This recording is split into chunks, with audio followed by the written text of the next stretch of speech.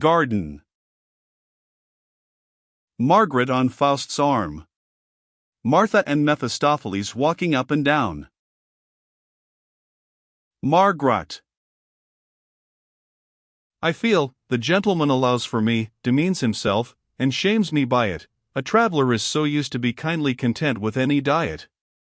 I know too well that my poor gossip can ne'er entertain such an experienced man. Faust.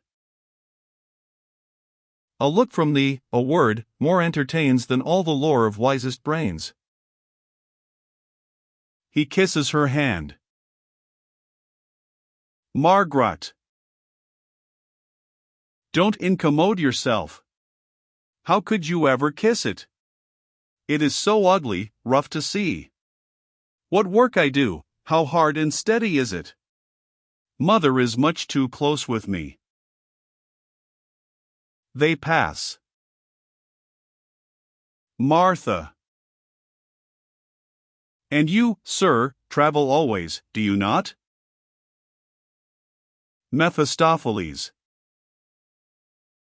Alas, that trade and duty is so hairy. With what a pang one leaves so many a spot, and dares not even now and then to tarry. Martha. In young, wild years it suits your ways, this round and round the world in freedom sweeping, but then come on the evil days, and so, as bachelor, into his grave a creeping, none ever found a thing to praise. Mephistopheles. I dread to see how such a fate advances. Martha. Then, worthy sir, improve betimes your chances. They pass. Margaret. Yes, out of sight is out of mind. Your courtesy and easy graces, but you have friends in other places, and sensibler than I, you'll find. Faust. Trust me, dear heart. What men call sensible is oft mere vanity and narrowness. Margaret. How so? Faust. Ah, that simplicity and innocence ne'er know themselves, their holy value, and their spell. That meekness, lowliness, the highest graces which nature portions out so lovingly. Margaret. So you but think a moment's space on me, all times I'll have to think on you, all places. Faust. No doubt you're much alone? Margaret. Yes, for our household small has grown, yet must be cared for, you will own. We have no maid, I do the knitting, sewing, sweeping, the cooking, early work and late, in fact, and mother, in her notions of housekeeping, is so exact. Not that she needs so much to keep expenses down, we, more than others, might take comfort, rather, a nice estate was left us by my father, a house, a little garden near the town. But now my days have less of noise and hurry, my brother is a soldier, my little sister's dead. True, with the child a troubled life I led, yet I would take again, and willing, all the worry, so very dear was she.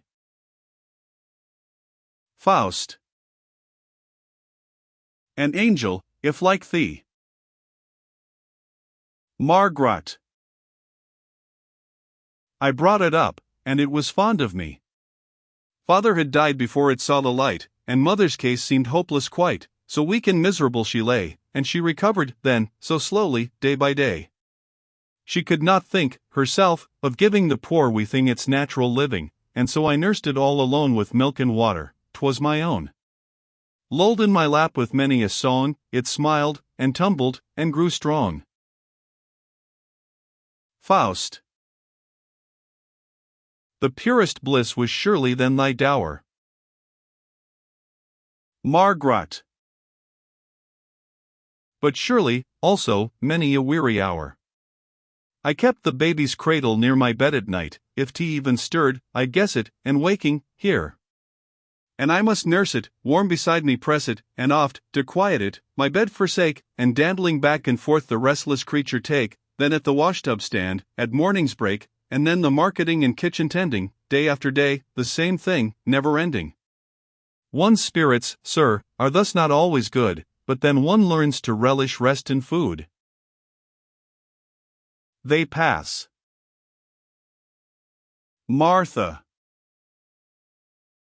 Yes, the poor women are bad off, 'tis true, a stubborn bachelor there's no converting. Mephistopheles. It but depends upon the like of you, and I should turn to better ways than flirting. Martha.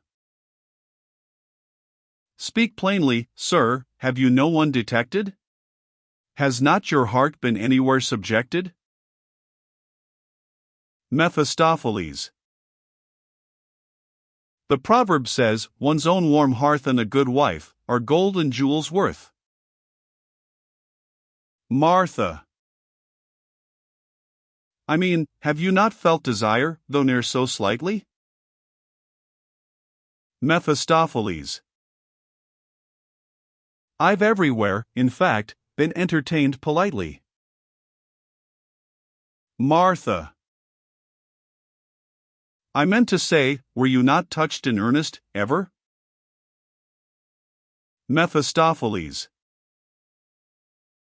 One should allow oneself to jest with ladies never. Martha. Ah, you don't understand. Mephistopheles. I'm sorry I'm so blind, but I am sure that you are very kind. They pass. Faust. And me, thou angel, didst thou recognize, as through the garden gate I came? Margaret. Did you not see it? I cast down my eyes. Faust.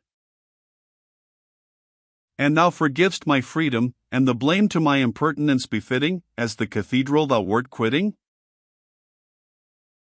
Margaret. I was confused, the like ne'er happened me, no one could ever speak to my discredit.